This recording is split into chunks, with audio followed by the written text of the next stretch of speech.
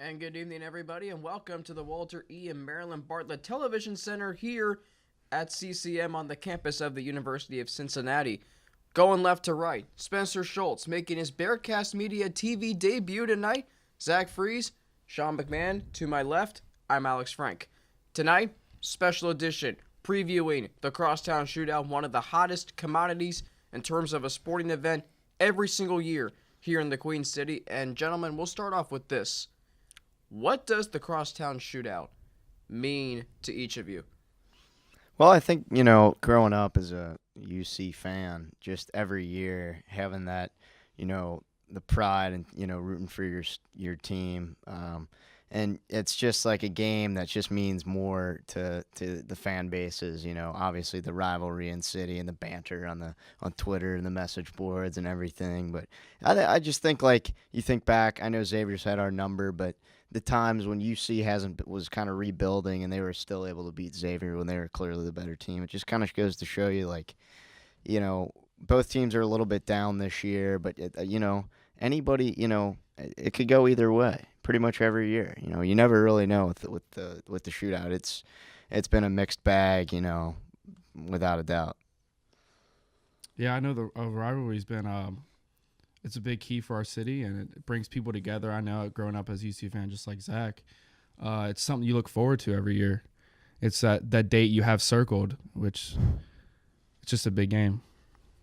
Yeah, for me, I didn't actually grow up a UC fan. I didn't really start becoming a UC fan until like a few years ago when college started coming close, and I started getting more affiliated with UC, and then I decided I was going to go here. So then the rivalry meant 10 times more than me as a student, because now it feels personal.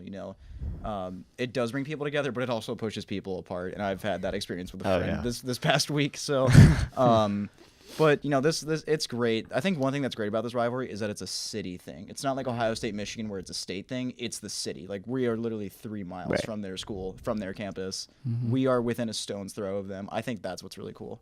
Yeah. Oh, all three of you hit on it. I mean, and Spencer, you talk about the closeness, and Sean kind of as well, the proximity. I think that's what, to me, stands out about it. I thought of this on Sunday. It's literally like a civil war here in Cincinnati. I mean, it's kind of like Oregon State. That's called Civil War, that rivalry there. Well, this is kind of like what we have here, only in this case, it's two teams in the same city that is built on sports. Obviously our sports teams may not always do the best, but when it comes to Cincinnati and Xavier, it's a nationally, it's on ESPN2 on Saturday. They're in the national spotlight. It's a chance to show Cincinnati basketball, and obviously we might be a football or baseball town first, but that's why we have this rivalry, and the proximity is just unbelievable. They showed a graphic last year during the game. It was either the first or second closest distance between the two teams. I mean, that right there sums it up best. Right? Yeah, it's like I don't know what the closest might be. It might be like in one of those North Carolina games. Those teams are pretty close, or if I remember, Philly teams. Maybe. I think it's Philadelphia. Maybe. It's but yeah, something within there. It is pretty special. Just the like Sean said, having for a week, you're not friends with your close friends. I know I got a couple buddies that are Xavier guys, and the banter, the chatter goes on all week. But yeah, it's something you look forward to, and you're kind of like, you're really hopeful that your team comes out on top, because you don't want to feel the pain afterwards. No, and we felt it. We've been feeling it for over a year now. But one thing that also stands out to me about this rivalry is, and this was when Chris Mack was coaching at Xavier, Mick Cronin and Chris Mack, I don't think liked each other at all. I mean, you saw it last year. Yeah. And I think the teams don't like each other either. With McCura last year, oh, yeah. Gosh, big time. That and Lance episode. Stevenson back in a couple years ago, Chris Mack had said that he said some verbal things at him, but yeah, I mean, it just year after year, it just gets better and more fierce, and more and more people look forward to it. Ever since the fight in 2012. What a great year that was. Considering UC went to the Sweet 16 that year, that was a great year. Yeah, that sure was.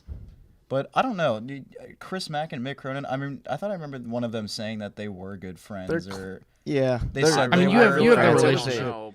I think they have I think they have a fine relationship. I think just that year when Mick said something about JP, and then I think Chris wanted to make sure he got the record straight about Oh yeah, for Lance sure. Stevenson. So I don't know that there's like a lot of hostility between the coaches, but I mean, you have that relationship on the court, and you have that relationship Yeah. off the court. I Right. mean, we're in, Sure. like Yeah. you said before, their schools are so close.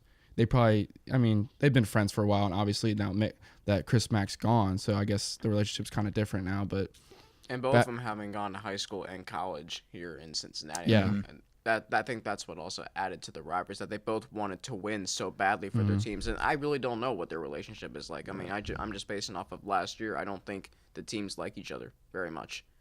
oh yeah, teams don't like each other. No, it's but, yeah. definitely a hate relationship. it's just like Yeah. North Carolina and Duke. It's a top rivalry now in the whole country.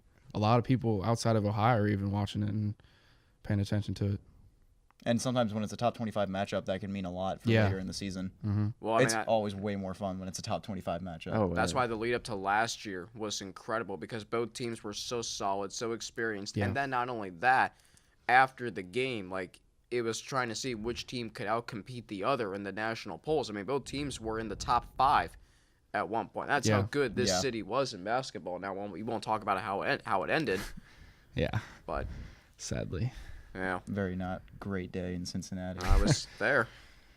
So obviously, to me, and we'll get your opinions as well. The key to this game is going to be, can Jaron Cumberland stay on the court? Yeah, certainly. I mean, the foul trouble, we saw in the Ohio State game when he gets a couple quick early fouls, it really kills your offensive flow. And I know other guys have kind of stepped up. Keith Williams has played better, and he's looked pretty good. But Jaron Cumberland, let's be honest, at the end of the day, he's the horse. He's the go-to guy on offense, and that's I think it's important that he can't get into any foul trouble early on, because he's like we mentioned before the show, in the last 2 years he's had 15 points against Xavier, one of them coming off the bench. So yeah, And the time he came off the bench is the reason why they won. Mm-hmm. Exactly. Yeah, I think with Cumberland, I know he's had a few games ago where he's gotten 2 fouls and had to sit most of the half, and then there's been other games where he's come out and hit 2-3 threes in a row, and I think it just gets the team going. I think it gets everyone going, and the fans, and I know it's at home this year with the new arena, or renovated arena, and I just think when Cumberland gets in foul trouble, you see scrambles, and they really don't know who to go to, which we have Keith Williams and a couple other guys that are good contributors, but Cumberland's that go-to factor, I think, at the start of games. You saw it last year in Nashville when Cumberland fouled out. That turned the whole game, or that it did, yeah. completely flipped the game into Nevada's favor. Well, last year, when Cumberland may have gotten into foul trouble, you had Jacob Evans, Gary Clark, Kyle Washington. Well, this year, I'm not saying, like Keith Williams or Trey Scott or Nazir Brooks, any other player you can mention, can pick up the slack. Kane Broom, they certainly can. But Jaron Cumberland is the alpha male. Yeah, absolutely, because he was with those 3 guys for 2 years. He was here when we last beat them in the Crosstown Shootout. It was here. It was on campus. He was there, and he was definitely. I was thinking about this. Is like he is kind of like our key offensive spark. When he gets going, everyone else definitely gets going. Like you guys already said. Yeah.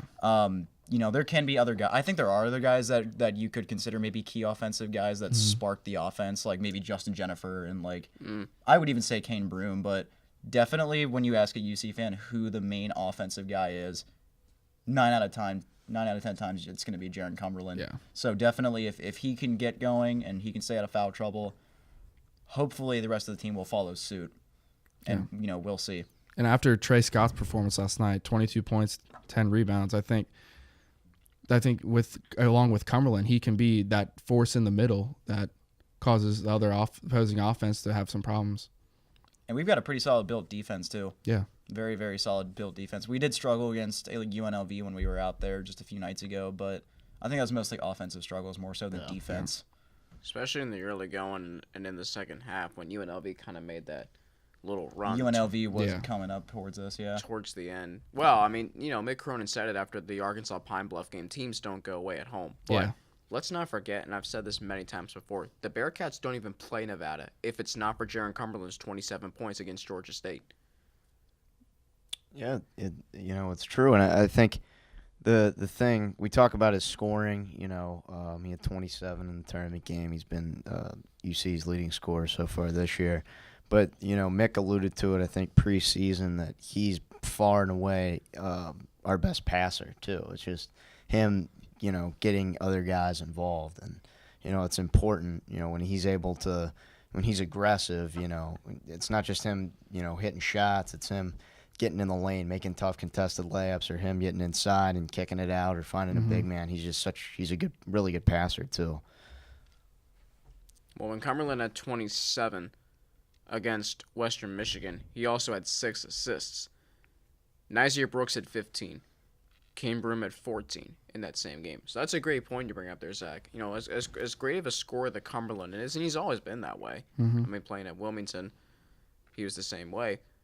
He also gets other guys involved.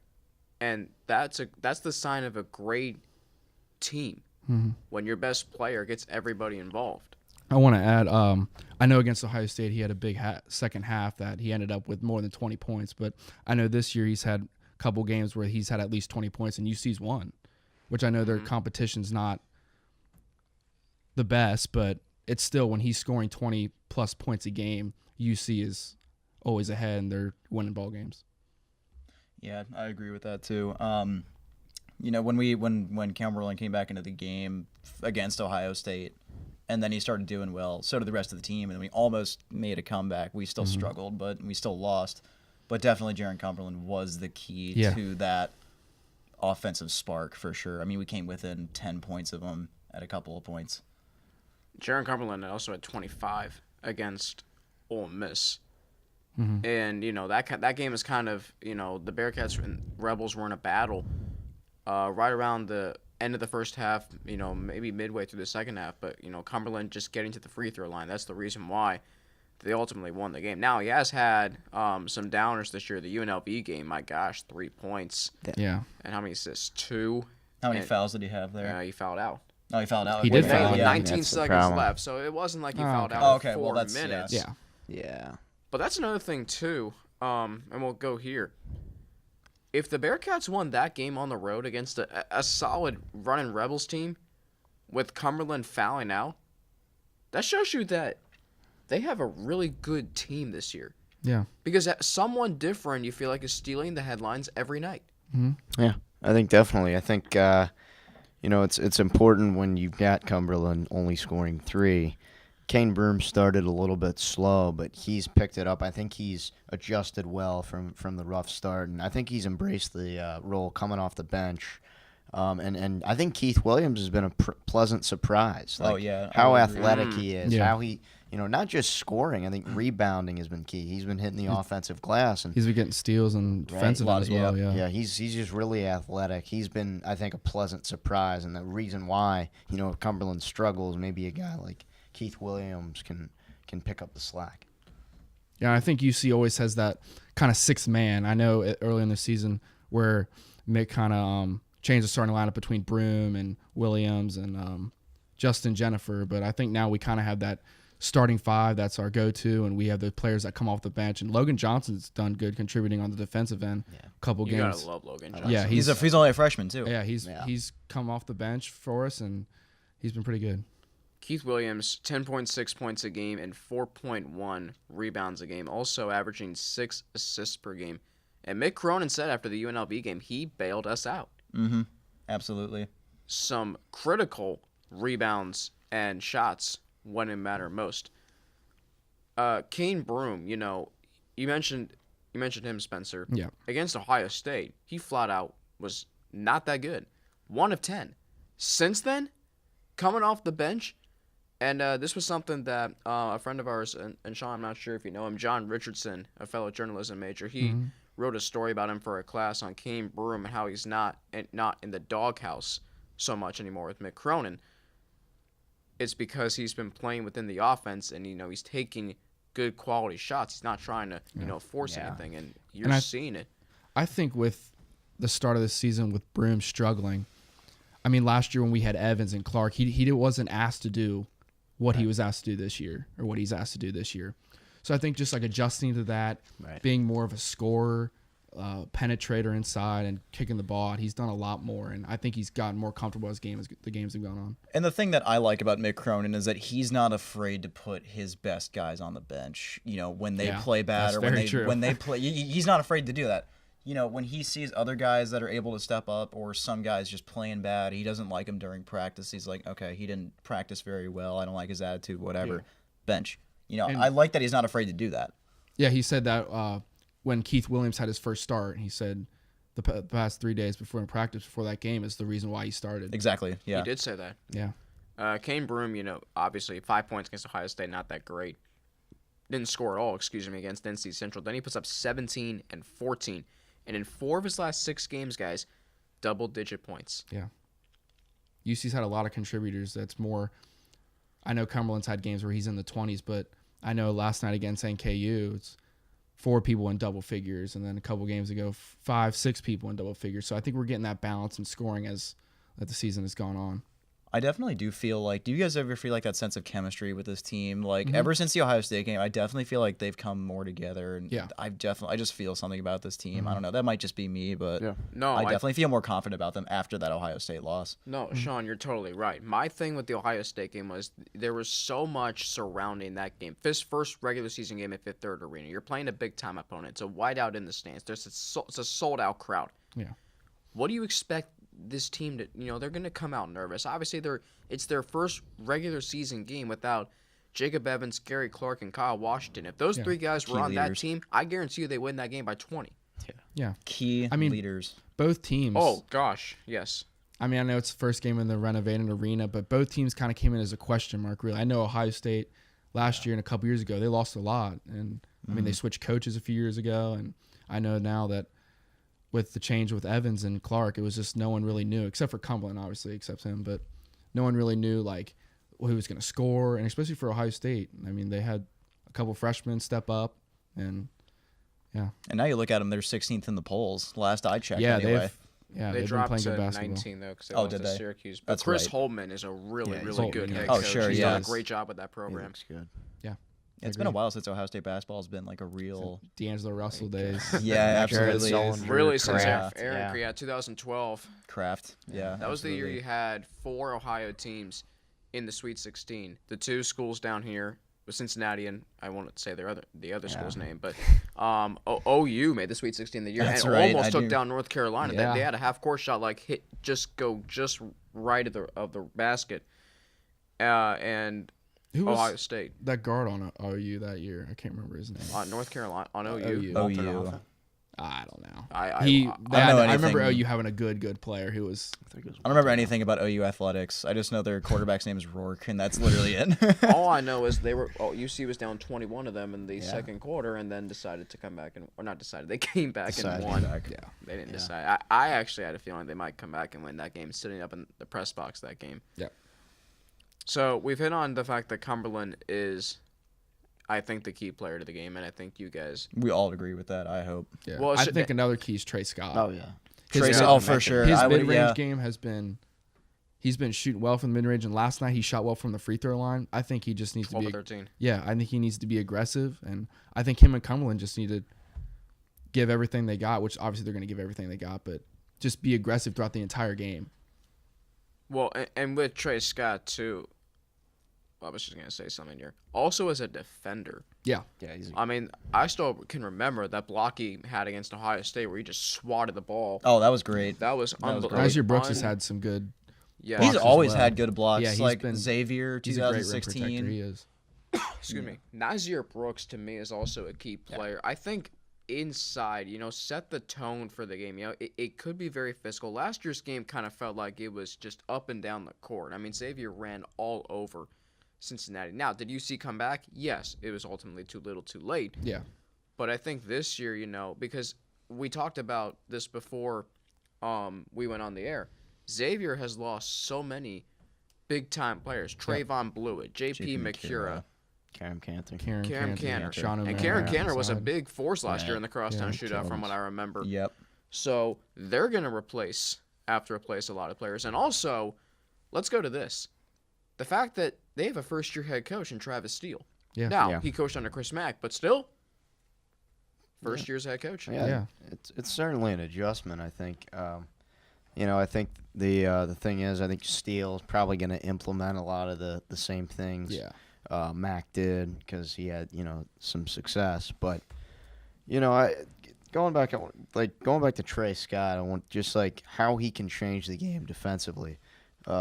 He's able to he plays the 4, but he can come out to the perimeter and guard your man like he did with Drew McDonald, on Tuesday. McDonald's a guy known to be able to, he can bang inside, but he can also step out and he's a pretty good shooter. But 11 points below his average last night. Didn't he set like the new NKU record for like all-time points or something? He might Or have. there was someone on NKU's team that did. if he And hadn't, McDonald he's dropped gonna a be- triple-double last week or Wow. a couple weeks ago, so he's played good. And I think another key is Trey Scott rebounding the basketball. Yeah. I really do. I don't know how many games he's had 10-plus rebounds, but from what I can remember, I don't think it's a lot. And I think rebounding is going to be a big key. Oh yeah. It's We've a key always in been every a rebounding game. school. We've always been good at rebounding under Mick Cronin. With Clark defensive and offensive. yeah. Well, offensive rebounding, I think, also was the reason why they won it. 2 years ago. 2 years ago. I was going to say Oh, at UNLV. UNLV. Yeah. I Yeah. mean, Williams, I think, pulled down 4, and he pulled down 8 total.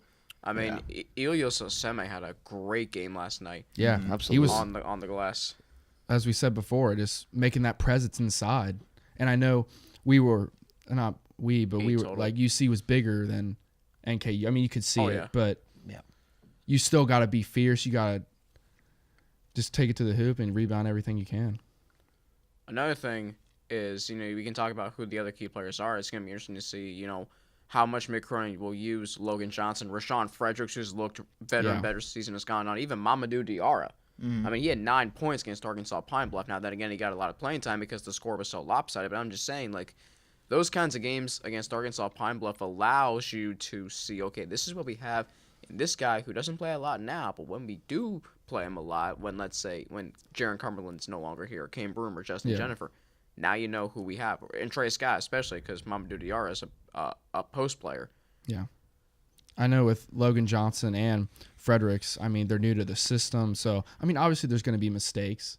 And Cronin definitely understands that. It's a learning process. The more minutes they get, the more experience they're going to get, and the better they're going to get, and the chemistry is going to be there. I really like Logan Johnson.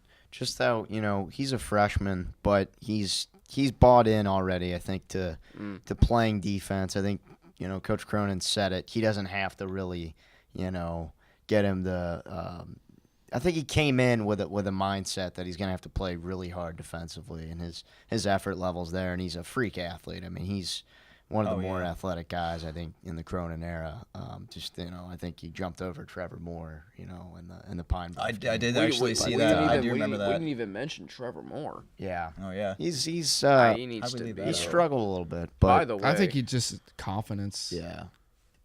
He's probably confident. I know that, but he can't be afraid to shoot. I just think like he had a couple of turnovers, and I think you can't turn the ball over. Yeah. He had multiple turnovers in one of the games down in Florida. I think that shook his confidence a little bit. Didn't really get thrown out of a game. I think He had a on the couple And bench. then being balls taken when he out was can kind of shooting, affect too. your Right. mindset. Yeah. So I just think he's got to get into a little more of a flow. Got to get into a rhythm. He struggled shooting the ball a little bit, but still kind of He's still learning young. things. He's still He's still learning. developing. Yeah. I think Logan Johnson. Just to add one more quick thing about Logan, I think he's like smart. I think he's just really smart Yeah, in just terms got of a good playing IQ, basketball. Like yeah. he just has a great basketball IQ. I think he's got a really good basketball IQ. Yeah. Right. Okay, that was the game I was wondering. Against UConn last year, Trevor Moore did have 4 3-pointers in a 12-point effort against UConn, the game here at home. That was after the Bearcats had lost 2 in a row. So he played a big role in that game. And obviously, I think consistency is a big thing for him. Mm-hmm. I lost my train of thought with where I was going to go next. You know what? Briefly, let's mention the Bearcats. I'll talk about the Bearcats going to the Military Bowl on New Year's Eve against once again, Virginia Tech, and what is it, gentlemen? The Military Bowl. Well, I'm talking about how many times they've played Virginia Tech since Oh, 2008. It's the third time Third since time. 2008. I think 11 Yeah. times total. Yeah, I think it's 11 total. Yeah, I think we have the season. I think the it's the series 6-5. it's. Or I think they have it. They six- have oh, it it's the 6-5. fourth. They have a so it's a 12. Because I Right, remember, yeah. they played. They played once in the regular season in Maryland. In They did Atlanta. 20, Really? 2012. Yeah. Oh, that's right. In Yeah, 2012, I do remember that, They yeah. right. came And then back the three to bowl win games, that you're right. game. Yes. Yeah, that And is they- weird, man. They Four played. I times. forget that. 4 times Yeah. since 2008. That Three is bowl I weird. mean, you games, know though. each other Yeah. so well. Do you? I mean, obviously this is just Justin Fuente's third year, and we all know Frank Beamer was there for many, many years before Yeah. that. I miss that guy. Yeah, He- I really do. they were so good under Frank Right. Beamer. Oh, yeah. Yeah. So many years. Any differences, Sean, that you're seeing, and Zach Spencer as well, that you're seeing under Fuente with Virginia Tech than we saw with Frank Beamer? I haven't really been paying a whole lot of attention to Virginia Tech. I'll be honest. I mean, they did have that win early in the season against FSU, but that turned out to be absolutely nothing because FSU's not even going to a Dominion. bowl game this year. Yeah.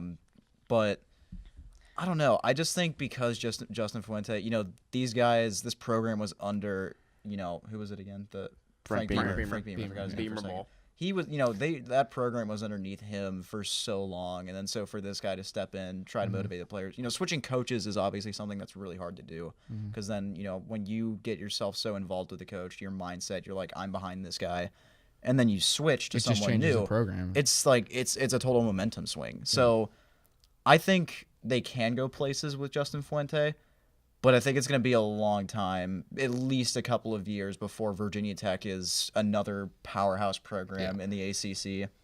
Well, if you remember, their first year they went to the ACC championship, and almost took down Clemson and went on to win a national championship. And then in their bowl game, I don't know if you remember this, the Belk Bowl against Arkansas, they were down 24-0, came back to win 35-24 in the second half. So, That's a great they second half. started out really well, and this year they kind of had a little bit of a down year. I think the Old Dominion game turned their season for That the was worst. bad. They've That had was enough really of bad. They that. let a year. backup quarterback throw for almost 500 yards against you. I mean, that's worse than the Bengals defense. Come on now. I'm not doubting Fuente. I think Fuente's a pretty good coach. I think this year was a little bit of a bad year. They just weren't very good. Losing Josh Jackson, I think, hurt them. Their quarterback, who was pretty good, Oh, a sure. sophomore. Ryan Willis. So Ryan filled Willis in. had to fill in, but they were terrible against the run, which I think UC should exploit. They were 111th against the run and 88th scoring defense. So they just weren't, they were bad defensively. But I think they'll be back. If Josh Jackson gets healthy, I think they'll be back to win it.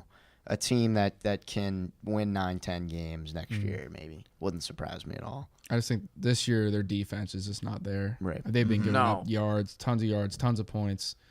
It's just hard to win when you give up. I mean, you see UC has a great defense and they can win games where they score 21 points, 24 points. But Yep. you see with Virginia Tech, I mean, they put up numbers 35, 38, but they're giving up 40, 50 points a game. There's only one game I watched them this year against. That was against Notre Dame, and their defense got shredded in Yeah, the second half. really They good. let Dexter Williams go 90+ yards for a touchdown. They let Miles Boykin break loose late in that game. So, yeah, I mean, it might take a few years for them to get back to where they were with Frank Beamer, which was playing in these BCS bowl games and whatnot back when the BCS was still around. So, real quick before we conclude the night, just what you guys are most looking forward to on Saturday at Fifth Third Arena in the Crosstown Shootout? I'm just looking for the atmosphere, honestly. New renovated arena. I mean, a lot of things are different this year than last year and prior years. I mean, there's no like Blewett and McCura. We don't have Clark and Evans. It's just, who's going to step up? And I think it's the same rivalry, but it's a lot different this year. I think Spencer hit it pretty much nail on the head. Last year, I think you had established guys: Trayvon Blewett, McCura, Clark, and Evans, guys that had been around. But this year, a lot of young guys that haven't been involved in this kind of rivalry game. So I think it's who's going to become the next kind of the guys for years forward that are going to kind of etch their name in the crosstown lore, I guess. Yeah. So. Yeah, it'll be fun. I mean, the shootout's always, the atmosphere I'm sure it'll be awesome. So. Yeah. Yeah, this is my first crosstown shootout. So And it's even more exciting being a student, obviously, being in the cheering section. It just makes it that much more fun, that much more exciting. So, again, the atmosphere, but also just being there. This is one of the biggest rivalries in college basketball. Simply just being there is pretty cool, I think. I'm just excited to be there, to get the chance to be there. And the fact that I only live like 5 seconds from the building to get there, I just have to walk a few feet and I'm there. I'm just excited for how this game's going to turn out. I'm really excited to see how loud it gets in there. Yeah, too. it'll be interesting. I've heard it's actually louder than the old renovated arena. I've heard it's like gotten louder just because of the way it's been constructed. Yeah. The Ohio State game, they got really loud. They got really loud. Oh towards the yeah, end. I wasn't there, but you could hear it through the TV watching it. Well, and one thing too, yesterday, real quick, when I heard the website crash for those trying to buy tickets, It was like 4 minutes or something. I'm sitting there like, yeah, good thing I already have mine. And I'm just looking forward to this. Is my first time going to the Crosstown Shootout. I didn't go last year, but just to be there in the atmosphere, being a part of a rivalry that means so much to the city. Like, this is not like Bengals Steelers or even Bengals Browns or Reds Cardinals, something like that. Like, this is inner city rivalry. And I've never been to a game that has something like that. Obviously, I've been to the Victory Bell game, but that's not Cincinnati Xavier, no offense. I mean, the Victory Bell is a big rivalry, as we know. 13 years in a row. It's nothing big. Well, okay. But I'm just looking forward to experiencing, how the atmosphere is, what the student section is like, the intensity on the sidelines. I mean, Mick Cronin he always is intense. Yeah, I mean, the rivalry's just never going to go away. Like you said, 13 straight against Miami. I mean, that's still, like I said at the start, the date's still circling, and it still means a lot to both schools. Yeah.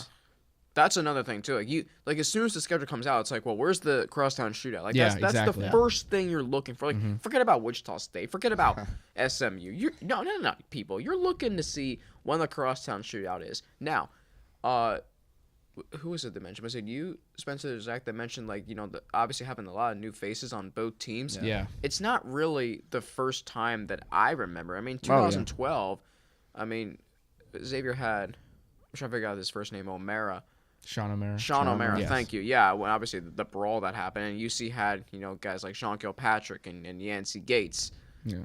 I mean, but when those players left, new faces came in. I think it really started in I'd say 2015. Yeah, maybe. really 2015, 2016, and then. That's when Evans. Yeah, that was Evans. Yeah. That was Evans' first Crosstown Shootout. So this is obviously Kane Broom has played in one. Justin Jennifer's played in 3. Nasir Brooks has played in 2. 2. Cumberland's played in 2, and he knows how to carry a team in 1. So you have some younger players on both teams. You also have some guys who have been there before. So that makes for a great game, and it's gonna be interesting. Rivalry games, you think they're gonna be close, but sometimes they end up being a little lopsided. I mean, Cincinnati won 60-45 in 2013, and obviously 2012 wasn't something we like to remember, but just saying. So I'm just looking forward to, everything surrounding the game and the game itself on Saturday. Yeah, it's going to be a good one. Yeah. Final thoughts? I don't know. I just, again, like I said before, it's just who's going to step up. No. It's just both players on both teams know, like, this is the game. This is, you have to play well. And if you don't, you're going to lose. And that's how that happened to Cincinnati last year. Yeah, they didn't start off strong. Yeah, just you don't play well, you don't win, especially on the road. No, in Centos Center. Yeah, it just. Or you can start well on the road and then slack in the second half. Yeah, Trayvon blew it and Xavier in 2017. Yeah, sorry, a little something in my throat there. All right, well, that concludes our Crosstown Shootout preview special. We'll be back next semester, so a happy holiday season to each and every one of you. Merry Christmas. And a Happy New Year. Might have been a little redundant, but it's the holiday season, so you want to get the most out of it. Alongside Spencer Schultz, Zach Fries, and Sean McMahon, I am Alex Frank. Thank you very much for watching, and go Bearcats.